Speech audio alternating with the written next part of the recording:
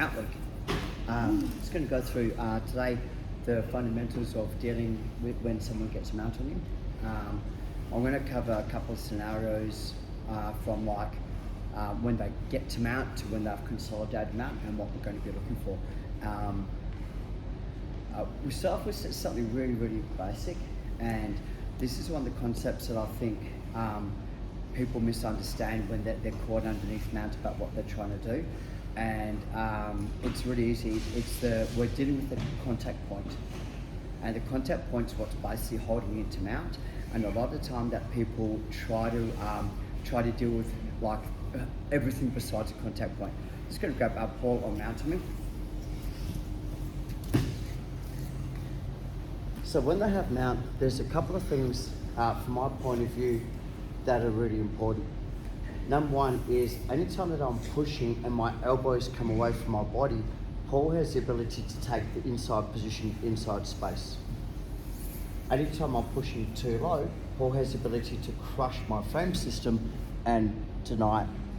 So a lot of the time that we're here, we're kind of playing in this field where I don't want to extend too far, I don't want my hands too low. So what I like to do is I like to just get a frame system where I'll make like a box. So there's a backing program here and there's a backing program here.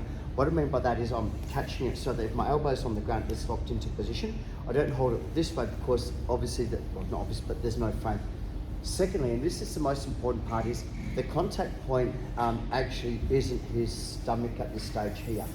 It's the knees. It's very hard for me to get out of mount while I'm flat on my back. At some stage I have to turn to either roll him or to rescue. So what I see people do is the way the pyramid is, so his knees to his hips, if he squeezes the knees, the contact point becomes the knees. If the knees are really wide, the contact point becomes the hips. So I need to understand what the contact point is to be able to attack it. First of all is my frame system. The downfall about this is that generally what happens is my elbows go on top of his knees. So he has inside where if Paul just drives his knees forward towards my head, my arms come up, which again he gets inside position. And the more that I kind of push down from here, the more he just goes, well, I'll just go flat and it crushes my frame system, so that becomes null and void as well. So what we're going to do from here is we call it shimmy shimmy. So what I'm trying to do from here, think about this way, I'm going to slide my hips, so I'm not moving, just to get to the inside position. So my elbow's now on the inside of his knees. The part that I say, I'm going to turn this sideways, is when I see people, they do a hip escape. So they kind of go, hip escape, and they get exposure on the backside, but they can come up nice and high. What I'm trying to do is I'm trying to keep my shoulders pinned to the ground. I'll plant my feet, I'm going side, side, side, just spread his knees out to get to the inside position. This now enables me to have control of the inside, keep my leg long. I can now start to rescue the half guard. At no stage have I pushed yet. So again, from this position here, I want to get my elbows to the inside position. But the more that I push, the more that I get exposure on the arm, so he can arm wrap with attack. So I like to just put my head onto the ground and I lift my hips slightly. I'm going side, side, side, just so that my elbows get to the inside position. If I try and turn to my right, my knees over Paul's leg, which hinders my turn. So I try and keep my leg to the inside position where it's between his feet, so it's flat on the ground. Because I'm on the inside now, I can roll, and now as I bridge, it's going to make his weight come forward, which makes this very easy to capture the leg. Because his weight becomes onto his hands, the weight comes off the feet. This makes it easy to capture. Now, we're going to swap knees. So my top knee goes to the ground, my bottom knee goes to the ceiling, but I swap them over. So swap the position, squeeze. So this will give me space to be able to start to move. One more time. So from here, my elbows are on the outside. This is bad, okay? So from here, head onto the ground, plant my feet, side, side, side, side, side, elbows on the inside position. It doesn't matter now whether he leans forward because I want the weight of me. So now when I kick my leg in position, I can now scoop the leg, switch my knees, and that allows me to start to get a nice frame system on the inside. This will be up to you what you want to play from here. Whatever you do, don't get the underhook. So don't start to grab and get pulled to get the underhook, because you can put me back on the ground and attack me. Okay guys, 1, 2, 3. Paddle from to catch the quarter guard. Once again, frame system. anytime that my frame system extends, he gets backside the elbow, which is much better for him and worse for me. So from here, frame system, plant my hips, head on the ground. The head on the ground stops him from getting head control. It means that he has to reach. So that means it's easier for me to pick up his leg, where if my head's here, he can keep the control. So I try and keep my head on the ground. Okay, so my hips, lift my hips slightly, side to side to side, inside position. Right, keep my leg straight and turn. So what I see people do is, one of the common mistakes is, I see people try and catch it with this leg here. The downfall is I'm almost turning, giving him the back from here, quarterback, so he can upgrade the, like, to cross body mount, etc. So what I try and do instead is my frame system here, I'll block the knee so it can't come further forward. My knee's on the ground and I just simply bring my knee through. It shouldn't be a fight. If your partner... What if they're really tucking in underneath you, we can tuck this? Yeah, so the first part where I've gone here, so my knee should be on the ground. I'll deal with this if it's not. From here, and if he's got a really good squeeze, like I'm like, man, and I'm trying to move the foot. Simply, side to side, again, to catch it.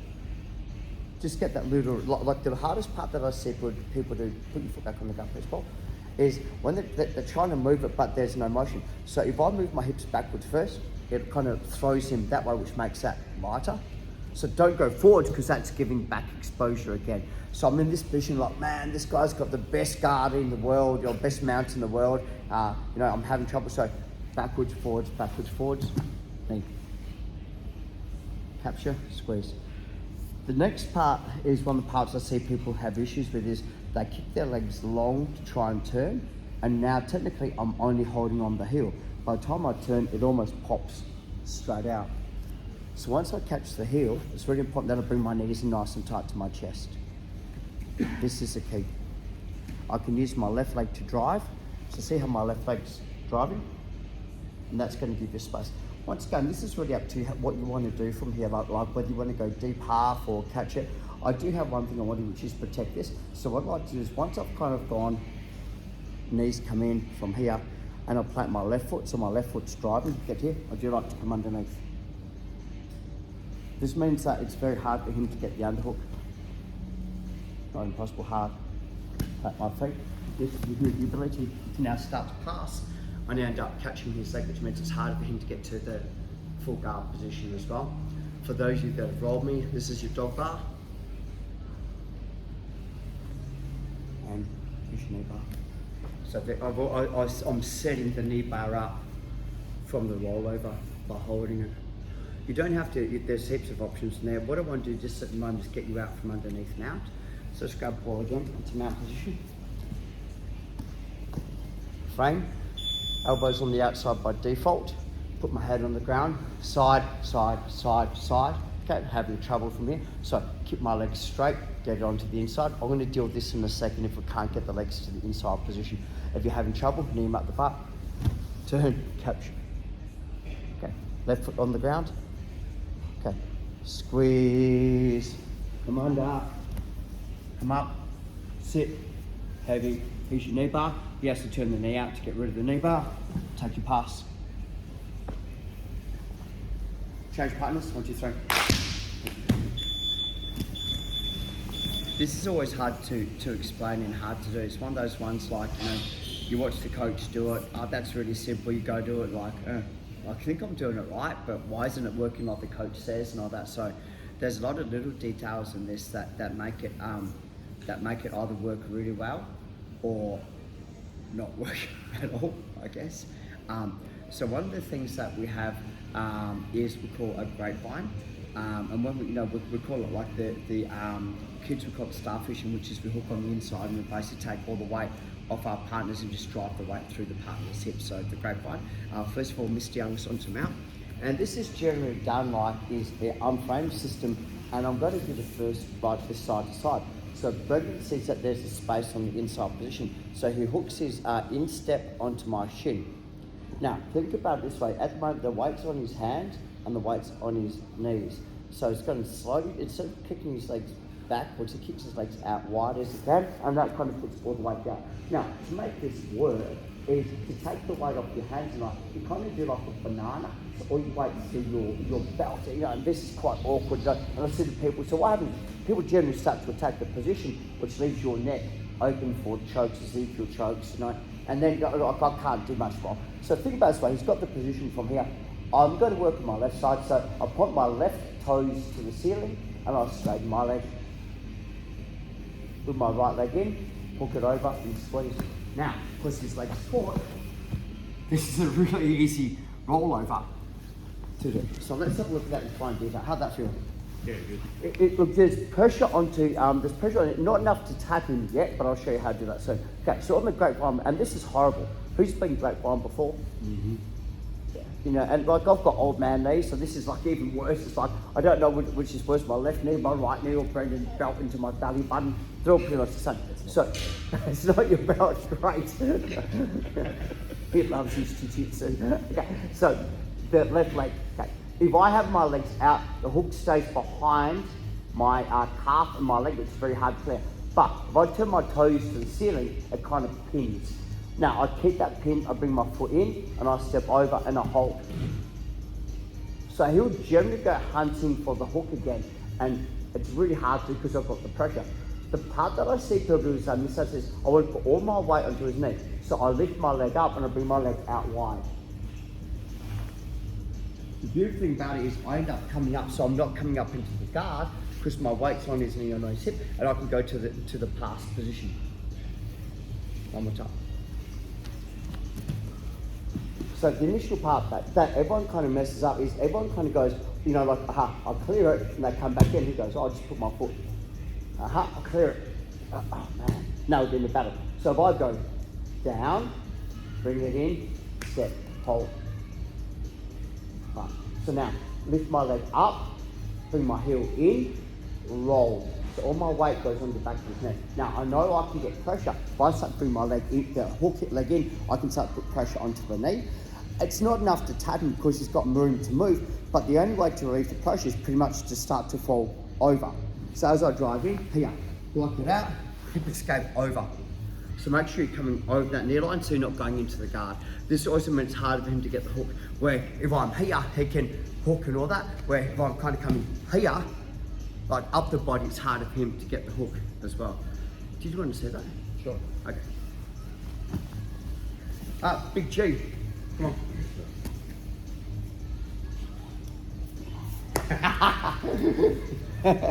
So Big G goes on the inside, hooks, right, and takes his weight off. You're okay, buddy.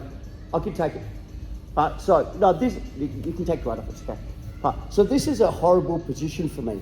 You know what I mean? Like it's one of those ones like, oh man, like what have I done wrong in my life? Why did I deserve to do this? When I'm here. So if my knees are facing out and my toes are facing out, he's got a really good grapevine. But watch my left foot. If I turn my toes to the ceiling, it's really hard for him to hold it. The second thing about it is I bring this foot in and I hook to here. Lift my leg up and I start to put pressure. So from here, the pressure, hip escape. So I'm coming off the legs from here.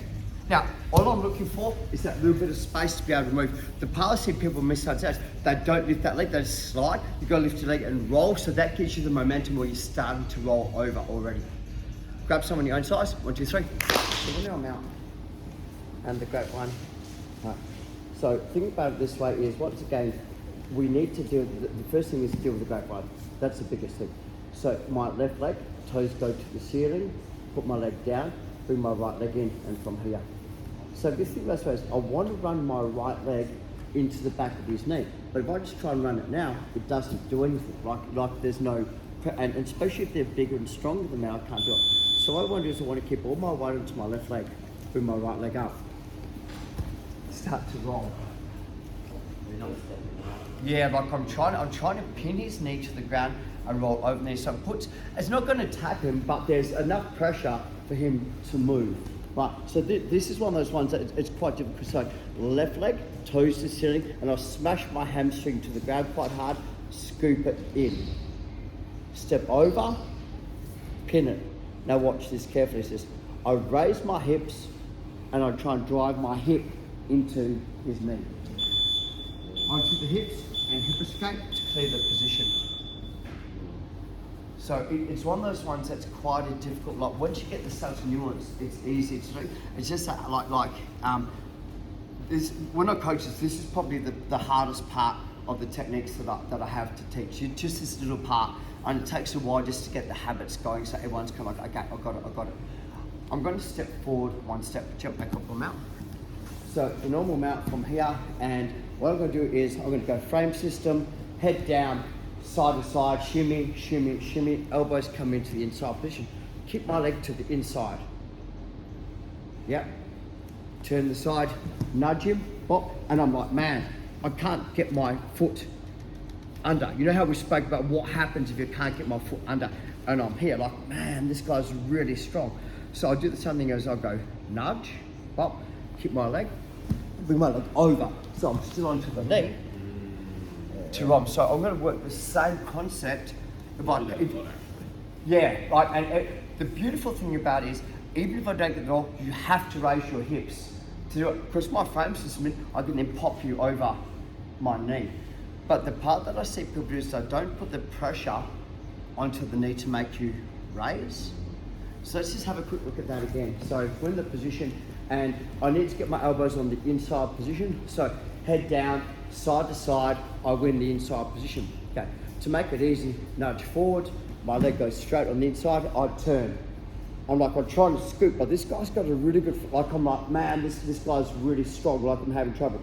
So I go reframe, so bop, and now watch, raise my hips, and I'm swinging hard as I can onto that.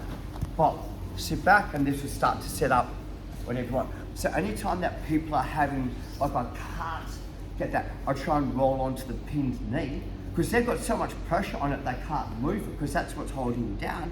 And if I put pressure on it and rotate it through, the knees pinned, I attack the hip system that they have to roll. This is my favourite mount escape, my favourite mount escape of all time. And the worst thing is, for me, is if you know it's coming and you take your weight off me, that's kind of what I want you to do. Anyway, because I've got my frame system and I'll just pop the knee through. Okay, 1, 2, 3, let's go. Nice. So you just practice that a couple times and then we'll get a little bit of a system going. This is possibly one of the things that every beginner should learn how to do. Specifically, you're going to find yourself underneath mount and on the bottom quite a fair bit. So the bridge and roll is one thing that will start to get you out of trouble free.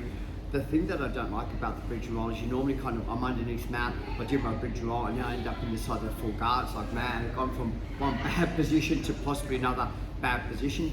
But at least the ability to move, and it opens up the possibilities of escaping and things like that as well. The part that I see people do is when they first start the bridge and roll, they don't set the game up properly. Misty, jump onto mount, please. So, like the normal thing is they're here and they're trying to grab this arm, I'm going to try and put him down to get the bridge and roll, and pretty much just giving him the arm bar or the choke or the kimura. So once again is from here, I like to do the frame system where I kind of go side to side, elbows on this side, nudge, trap, and trap the arm in. The part that I see people have issues with is the right elbow's normally out. This does two things, it can pull his arm back, and I also can't roll that way because my frame system's out. So if you think about ways, I'll pull the arm in. The second thing about the bridge and roll that I see people do is they raise the hips. The downfall about it is that if my partner has good balance, he just puts his head onto the ground the way that I'm going to roll him, and and now I can't do the bridge and roll because his frame system's in the way. So start the bridge and roll, and this is the way that I like to do it, is I'm going to do what we call Run DMC, commonly called walk this way. Okay. So head on the ground, and I just start to walk this way. Now, even if he puts his head on the ground, the second thing about it is I come off, I'm onto the hip, I'm not inside the full guard. So it gives me that option to kind of get a frame system on the inside before he closes the guard down. I'll make this in slow motion, I'll try and break it down a little bit better. So the frame system, once again, is I'm going inside position, nudge, boom, outside please guys. Inside's kimura, outside I'm trapping, right? Does everyone understand that? So if I'm kind of like, yeah, and he's like, oh, well, thank you very much, you know what I mean? So I try and come on this side here, TRG, head down, now watch. 1, 2, 1, 2, 1, 2. Now, bridge. Once I'm here, I can hip escape, so I'm actually outside of the zone. So I like to try and take 2 or 3 steps and my partner's weight's already going before I bridge. When I bridge, it should make him slide off, so I'm not going inside the full guard and have the ability to kind of at least initiate the guard pass. 1, 2, 3.